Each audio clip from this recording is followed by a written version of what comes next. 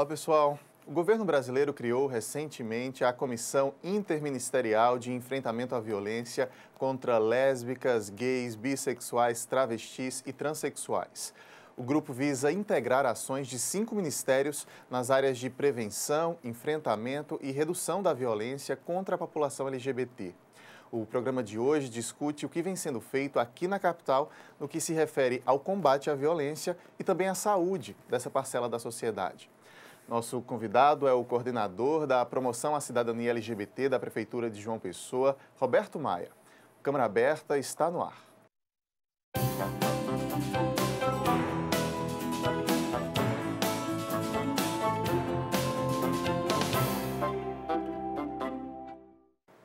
Você de casa que nos acompanha, seja muito bem-vindo ao nosso programa. Roberto, também muito bom tê-lo aqui para a gente discutir um assunto tão importante. Seja bem-vindo. Obrigado pela acolhida.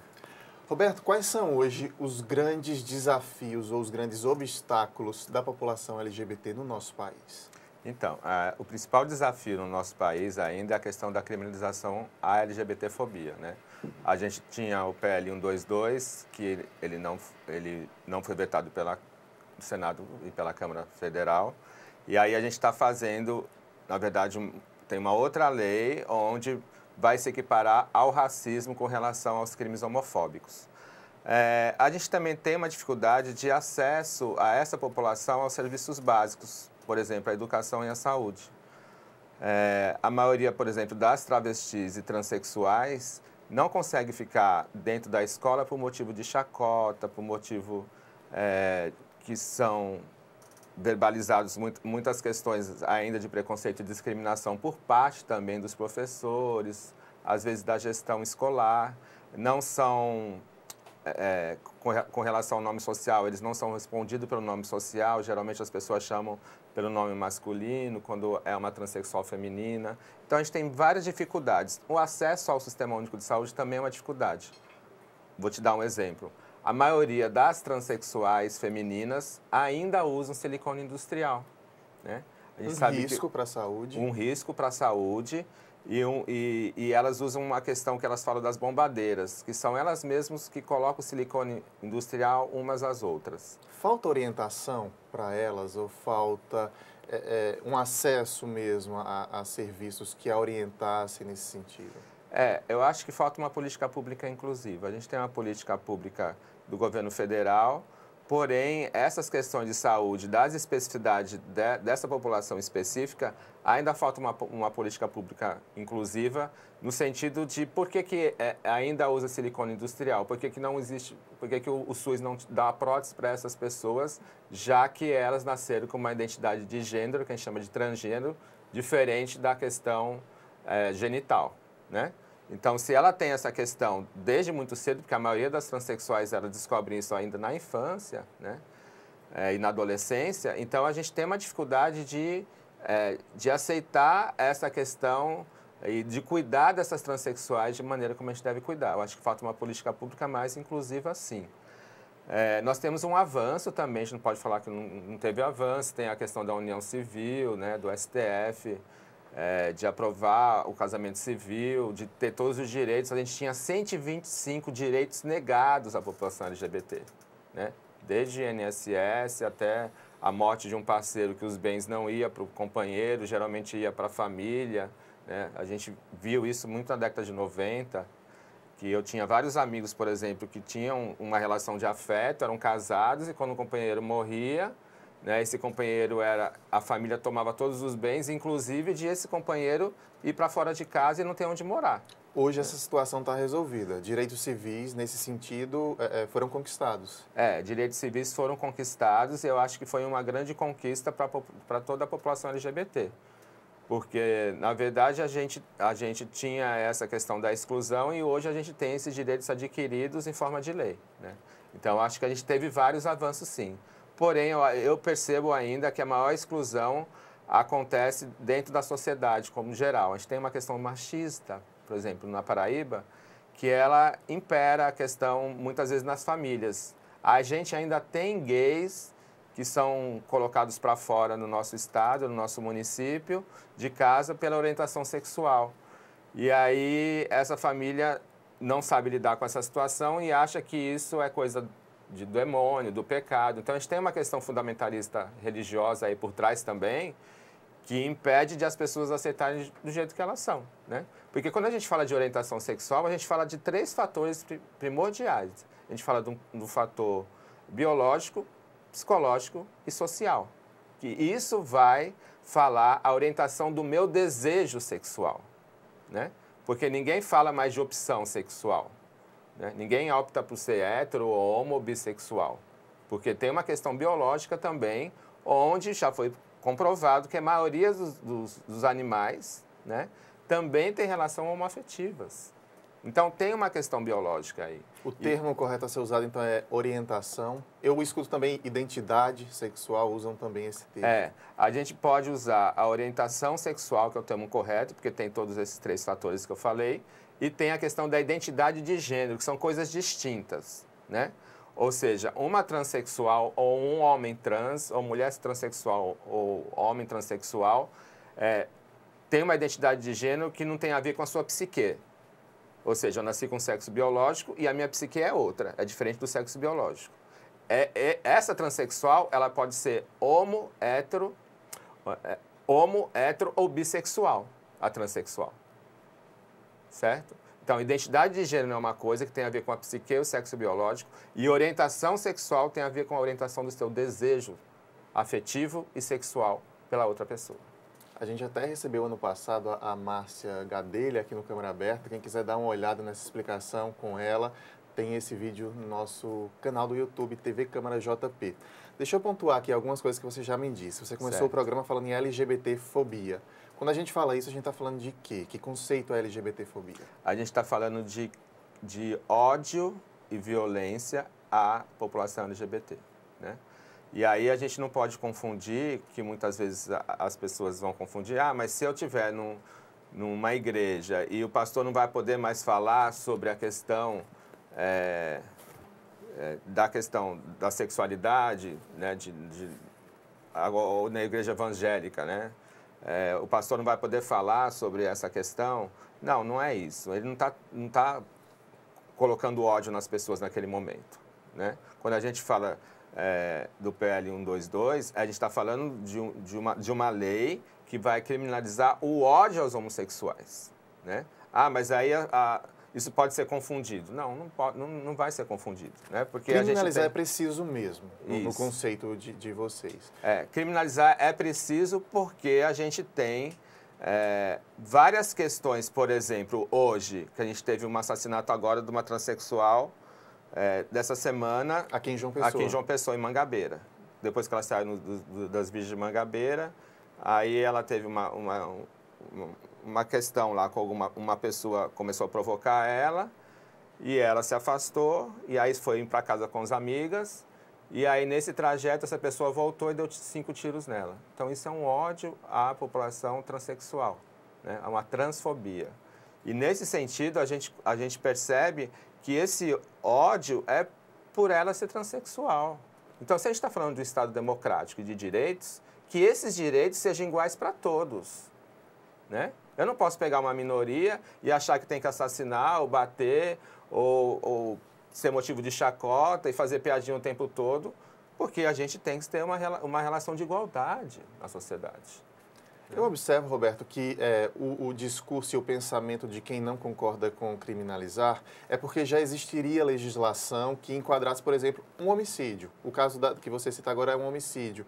Então, já haveria legislação para isso. Como é que o grupo LGBT pensa, né, a respeito, analisa esse pensamento de quem não vê a necessidade de criminalizar?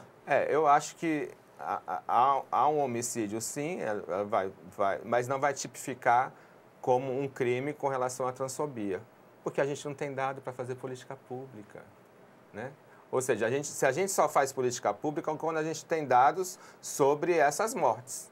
E a gente só tem dados através do que sai na mídia.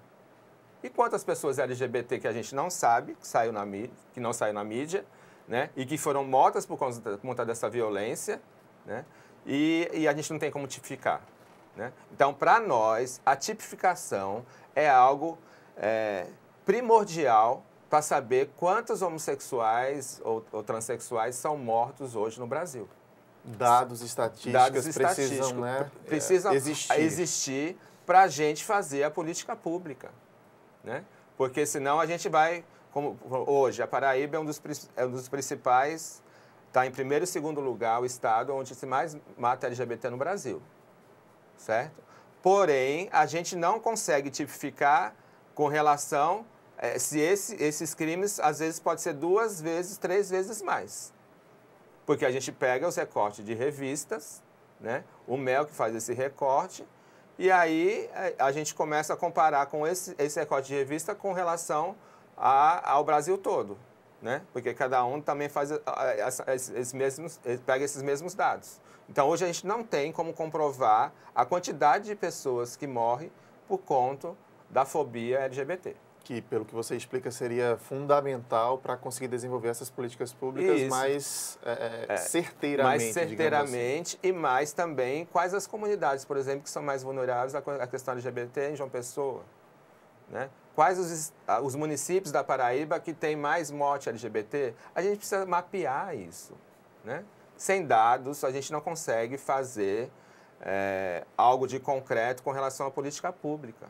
A gente precisa disso até para prevenir a população e também para que esses crimes sejam realmente combatidos, né? Porque muitas vezes as próprias famílias, né, sabem que teve um crime homofóbico ali, ele tinha um parceiro e tal, e aí ele esconde aquilo, né? E aí ele é visto como um suicídio normal, né? Ou seja, uma pessoa matou ele, mas ninguém sabe. Um homicídio normal, desculpa. Um homicídio normal. Uma pessoa foi lá, matou ele, e aí a gente não sabe o porquê, os motivos, né? Então, a gente só pode saber os motivos através da tipificação. A gente tem um vídeo aí da cantora Daniela Mercury, que ela fez uma campanha para a ONU. Vamos assistir que a gente volta comentando. Livres e iguais. É assim que nascemos, é assim que devemos viver. Porque em pleno século XXI foi preciso que a ONU lançasse essa campanha. Porque precisamos ser lembrados disso, se todo mundo sabe que nascemos livres e iguais em dignidade e direitos. Sim, somos iguais até em nossas diferenças, porque cada um é único e tem o direito de ser quem é.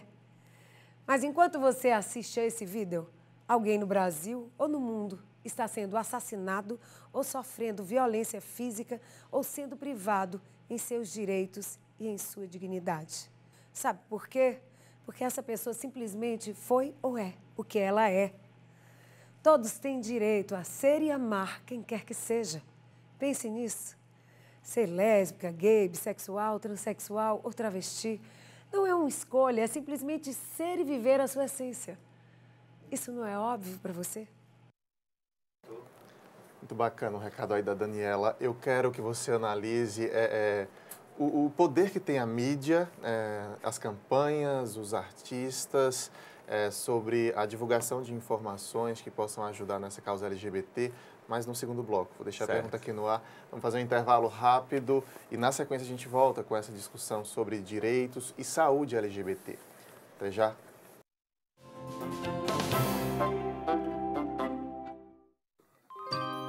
Essa é a nossa história. São lugares e monumentos para serem admirados. Vamos defender nosso patrimônio e manter essa memória viva. Essa é a nossa cidade. São praias e espaços verdes para curtir a natureza. Com a Câmara Municipal, vamos cuidar e preservar nossas belas paisagens. Se João Pessoa é o seu lugar, junte-se a nós. E vamos espalhar cuidados por aí. João Pessoa é o nosso lugar e a gente cuida.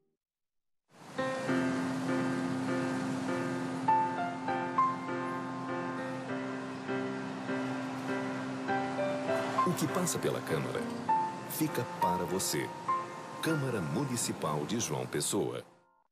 Vem comigo conhecer quem movimenta a nossa cultura. Música, teatro, literatura, artes plásticas, você encontra aqui. Conheça a nossa gente. Se liga na Câmara. Venha fazer um passeio pelos bairros de João Pessoa. Conheça histórias e personagens pra lá de interessantes. Se liga na Câmara. Acompanhe as ações dos parlamentares que trabalham para melhorar a qualidade de vida dos pessoenses. Os projetos beneficiam você. Se liga na Câmara.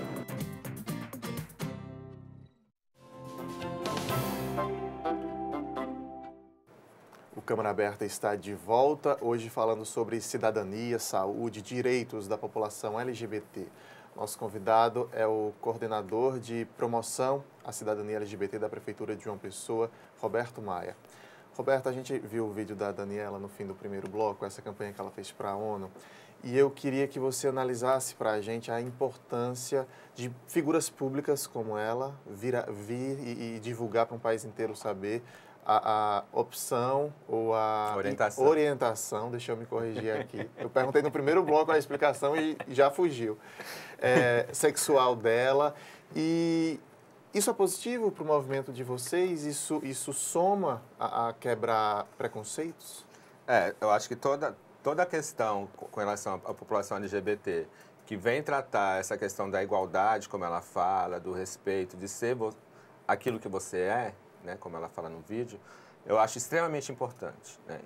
Importante porque é uma informação sobre os direitos iguais, como ela coloca, né?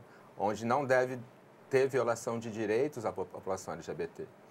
E aí acho que ela traz essa questão da cidadania como uma fala de uma pessoa pública e que também fala dessa questão bissexual dela, né? Que hoje ela vive uma situação com outra mulher, que é uma situação de que ela se fala como lésbica, né?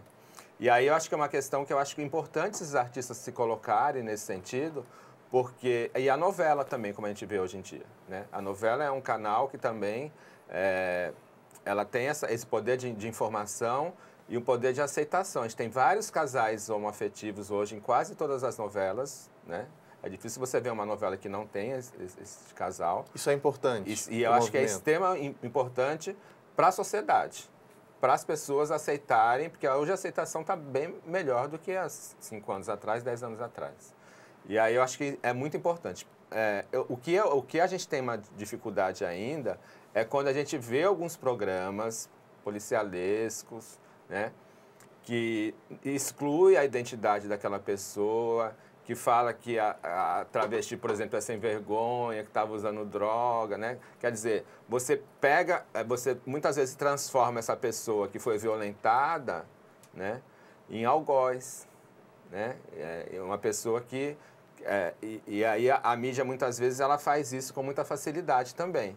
Então, a gente tem que trabalhar essa questão de direitos iguais. Agora, esses programas que muitas vezes passam, que trata o LGBT de forma de chacota e fica fazendo piada e fala que isso é uma pouca vergonha, né? Essa questão moral que se traz muitas vezes e religiosa, isso não leva a lugar nenhum, né? Ou seja, eu posso ter uma questão religiosa dentro da minha igreja, mas a partir do momento que a gente sai da igreja, a gente está falando de um Estado laico. Estado laico é que a política pública não pode ter, a religião não pode interferir na política pública, né? Naquele momento, eu sou um profissional, eu tenho um código de ética e naquele momento eu tenho que tratar as pessoas iguais, né? E às vezes isso não acontece na prática, né? E aí tem alguns programas de TV que a gente também percebe que a gente tem que dialogar sobre ter uma informação de qualidade, como a Daniela colocou agora. Ainda sobre mídia e sobre essas barreiras culturais, no ano passado teve o filme Praia do Futuro, né, com Wagner Moura, que gerou-se uma polêmica enorme, porque haviam cenas de sexo gay e a polêmica era que muita gente se levantou no meio do filme e saiu e foi para as redes sociais e disse que era um absurdo. E os cinemas passaram a avisar, então, aos consumidores, a quem chegava ali para assistir, que haveria cenas de sexo gay. Como é que você interpreta essa reação da sociedade e dos cinemas também? É uma reação do machismo, né? Porque é uma reação de que você não pode ver 2 homens demonstrando afeto, né? A gente tem uma lei hoje em João Pessoa, desde 2006, onde todos os estabelecimentos públicos de João Pessoa, eles precisam aceitar o afeto entre a população LGBT, né? E a gente percebe que isso, às vezes, não acontece na prática, né? As pessoas desconhecem essa lei e aí a gente pode demonstrar afeto em qualquer espaço. quando a gente vai ver isso no cinema, que reflete isso na tela do cinema, a gente vai ver que muitas vezes tem essa questão da exclusão e eu acho um absurdo, você não vai ver um casal heterossexual e a pessoa vai na bilheteria falar assim, olha, tem cenas que 2 pessoas se beijam ou tem cenas de uma relação sexual entre um casal hétero. Tem uma indicação de filme, tem uma indicação de idade para isso, né? Então, a gente tem que respeitar essa indicação de idade e o cinema, ele não pode estar abordando as pessoas para falar que tem uma relação homoafetiva naquele espaço, né? Porque sentimento de amor pode ser entre casais heterossexuais ou casais homossexuais. Qual é a diferença do sentimento, né? Não é amor do mesmo jeito? Uma situação como essa mostra que a barreira cultural ainda é muito grande a ser enfrentada, Roberto. Talvez precise gerações, né, crescerem ouvindo mais sobre tolerância, ouvindo mais sobre respeito, para que se consiga vencer isso. Eu acho que ainda vai ter algumas gerações que ainda a gente vai passar por muita dificuldade. Por isso que no nosso pensar de política pública, a gente percebe que a gente precisa falar de sexualidade desde o ensino fundamental, né? Eles precisam identificar que os papéis de gêneros na família precisam ser desconstruídos, né? Porque eu tenho que ser machista igual ao meu pai, né? Tem que ser dialogado, os professores têm que falar sobre essa desigualdade de gênero lá na infância, né? E aí cada idade vai dialogar sobre sexualidade da maneira como a gente deve dialogar. Quando eu faço oficina nas escolas, quando é ensino fundamental, eu vou falar sobre a questão do afeto, do carinho, né? Dessa importância. Quando é o ensino médio, aí eu vou falar sobre o uso do preservativo, vou falar sobre as relações homoafetivas, né? Que já tem cabeça para isso. Vou falar sobre gravidez indesejada ou desejada, vou falar sobre o uso do preservativo, vou falar sobre outras questões que têm a ver com essa questão do próprio machismo, né? Porque eu acho que é o machismo que traz essa desigualdade de gênero. E machismo pode ser homens e mulheres, porque a gente coloca isso o tempo todo na sociedade como se fosse comum, né? Ou seja, esse poder do homem sobre todas as coisas dentro de casa e a mulher tem que ser submissa, ou homossexual também, às vezes os casais homossexuais têm essa questão de um ser submisso ao outro. Então a gente tem que ter uma relação de igualdade. Nós temos uma sociedade onde a gente tem que trabalhar essas relações de igualdade desde a infância, desde a escola, desde o ensino fundamental. Que ações vêm sendo feitas aqui em João Pessoa no sentido de cidadania, de saúde, também LGBT? O que é que vem sendo feito? Então, nós agora fizemos um seminário em janeiro, né? Nós fizemos um plano para 2015, né? Esse plano, a gente tem o Estado tem um ambulatório de travestis e transexuais que acolhe essa população, tem o Centro da Cidadania LGBT, que fica ali na Praça do Bispo. E aí a gente tem várias ações também no município agora com relação a algumas políticas. O Conselho LGBT, que é algo que a gente está implantando agora no município. A gente vai também ter uma conferência LGBT, que esse ano é uma das conferências, né? A gente vai ter a conferência municipal, estadual e nacional. A gente está fazendo uma ação permanente nas escolas, porque eu acho que é isso fundamental. A gente tem que estar nas escolas, nesses espaços, para a gente dialogar com os professores, alunos e também os familiares, porque não é só dialogar com os alunos sobre sexualidade, né? É chamar toda essa população e dialogar com eles. Nós temos mais de 100 escolas no município. Então, a gente está também dialogando com essas escolas durante todo o ano sobre essa questão da sexualidade, de gênero. A gente também entrou numa campanha agora, que vai ser o ano todo, né? Começou no Carnaval, Começou no Carnaval. É uma campanha em parceria com 3 secretarias, né? 3 coordenadorias. A LGBT, Igualdade Racial e a questão de violência contra a mulher, certo? E aí nós começamos no Carnaval essa campanha, né? Que é respeitar a diversidade, é dever de todos e de todas. E essa campanha vai até o final do ano, porque eu acho importante também. Nós fizemos um calendário também, vamos lançar um calendário, fizemos uma exposição LGBT, que essa exposição é itinerante.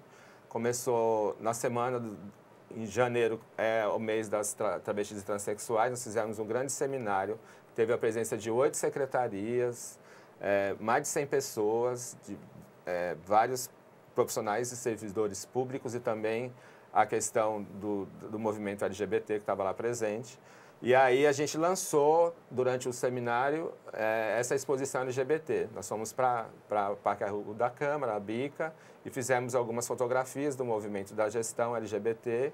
E aí a gente começou a fazer ações afirmativas, para falar para a população que todo mês tem ação afirmativa à população LGBT e a gente precisa refletir sobre essas políticas afirmativas.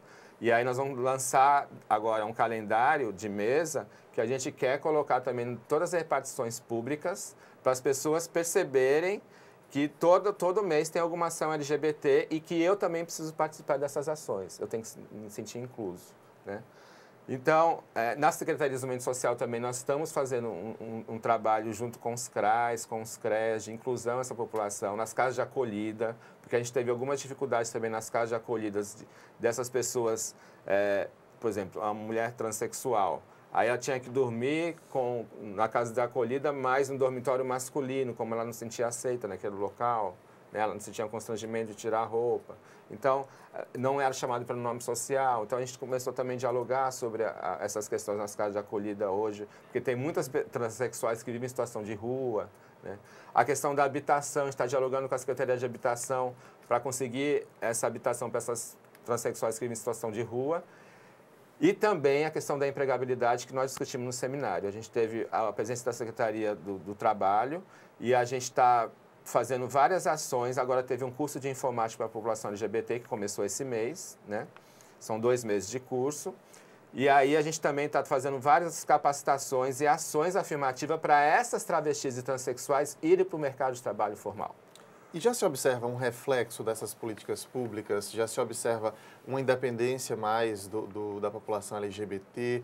Ou mesmo se você se depara com estudante, com criança, que está com um discurso de mais respeito, de mais tolerância? Eu considero que sim. Eu acho que a gente tem as juventudes, e a gente fala de juventudes no plural, porque são várias formas de juventude, né?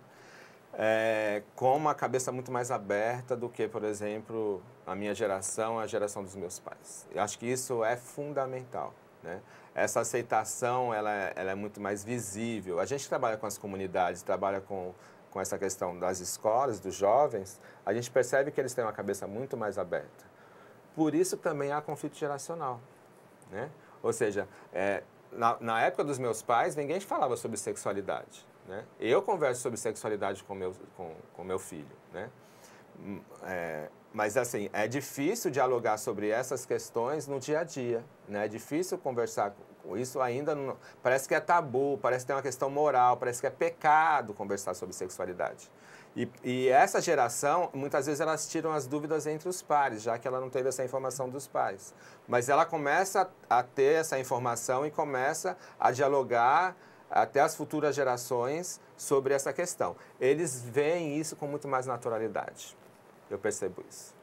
Que bom, né? É uma conquista aí. É uma conquista. A sociedade pode comemorar. Isso. Roberta, a gente precisa encerrar. Quero te agradecer demais a presença, dizer que portas sempre abertas aqui para a gente discutir. Tiver uma pauta, um assunto, volta para aqui para a gente discutir. Muito obrigado. Eu queria agradecer vocês, todos aqui da TV Câmara, e a gente está à disposição de vocês quando precisarem. Obrigado mesmo. A Câmara Aberta de hoje termina aqui, mas na nossa página no Facebook estamos sempre em contato. Lá você pode rever nossos programas, comentar, mandar uma sugestão de pauta para a gente. A gente espera lá. Muito obrigado pela companhia. A gente se vê. Tchau.